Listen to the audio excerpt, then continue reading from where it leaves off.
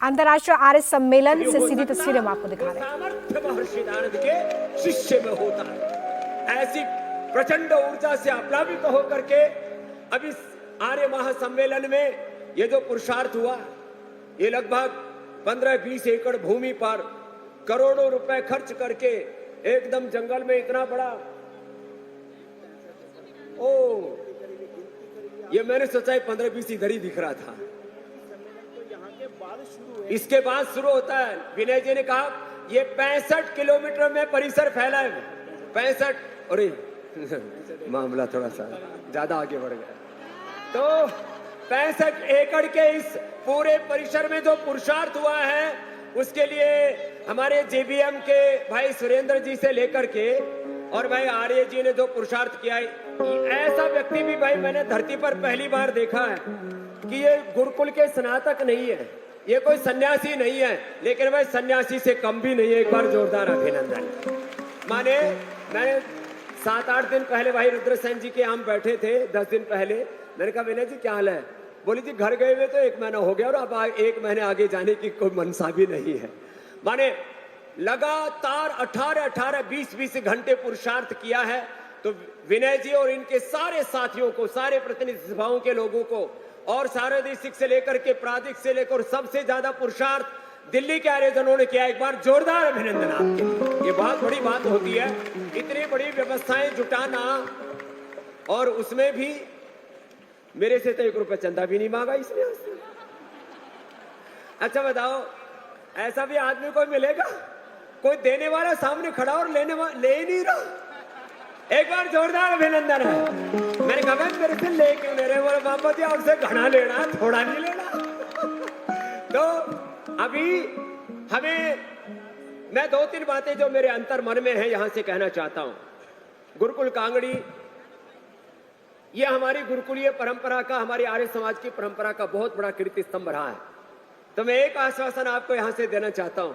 मैंने विनय जी से भी कहा, हमारे श्रद्धेय आचार्य जी भी बैठे हुए हैं और भी हमारे बड़े बड़े आर्य समाज के महारथी यहां पर बैठे हुए हैं। जैसे स्वामी श्रद्धानंद जी के समय गुरुकुल चलता था, उससे भी 10 गुना बड़ा पुण्य भूमि से लेकर के गुरुकुल कांगड़ी, जिस कांगड़ी से शुरू हुआ वहां से लेकर के और गुरुकुल कांगड़ी विश्वविद्यालय तक, उसको ज्यादा यशस्वी बनाना यह आर्यों का हमारा परम धर्म है। अब उसमें जो इन महापुरुषों को पुरुषार्थ करना वो ये करें, मुझे जो करना हम करेंगे।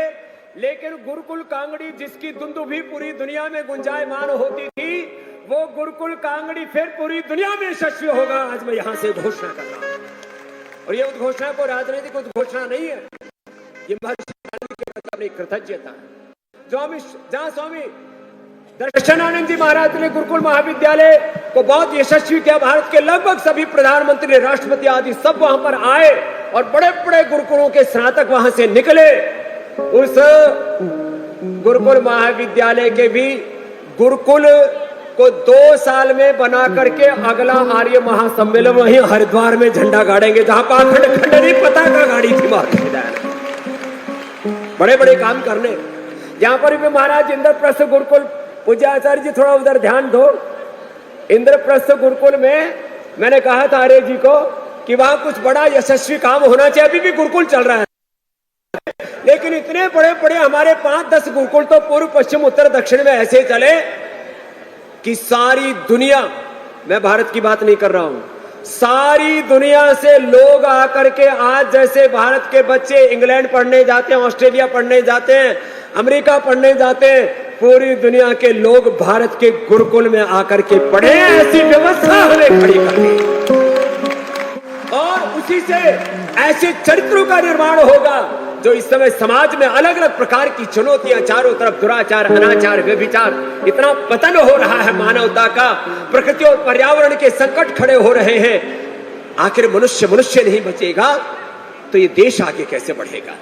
तो महर्षि दयानंद के सपनों के अनुरूप गुरुकुलीय व्यवस्था, महर्षि दयानंद के सपनों के अनुरूप विश्वविद्यालयों की एक नई व्यवस्था खड़ी हो और वहीं से चरित्र निर्माण होगा। महर्षि दयानंद ने पंचमहायज्ञ, चतुर्वर्णाश्रम धर्म की वैज्ञानिक परिणति और 16 संस्कारों का जो पूरा ताना बाना था वो एक ही बात के लिए खड़ा किया कि श्रेष्ठतम मनुष्य का निर्माण हो। और आर्य का मतलब ही है सब जात पात सब सारे सरनेम हटा करके कि हम आर्य हैं, आर्यों की संतान, आर्य पुत्र है, ऋषिकाओं की संतान है। इस भाव चेतना को उन्होंने प्रामाणिकता के साथ हमारे सामने रखा और उन ऋषियों के सपनों को पूरा करने के लिए ये आर्य सम्मेलन है। इस आर्य सम्मेलन में जैसे हमारे भाई वीरेंद्र जी ने कहा कि 65 एकड़ में इतना बड़ा पुरुषार्थ जो किया गया है, ये मात्र ये प्रदर्शन नहीं है, ये हमारा जीवन दर्शन है, ये हमारे जीवन का संकल्प है कि विविध दिशाओं से जहां देखो वहां महर्षि दयानंद का शिष्य नजर आना चाहिए। विधायिका में, कार्यपालिका में, न्यायपालिका में, मीडिया में, हेल्थ में, एग्रीकल्चर में, इंडस्ट्री में, जहां देखो महर्षि दयानंद के शिष्य झंडे गाड़ते दिखे, ऐसी व्यवस्था हमें खड़ी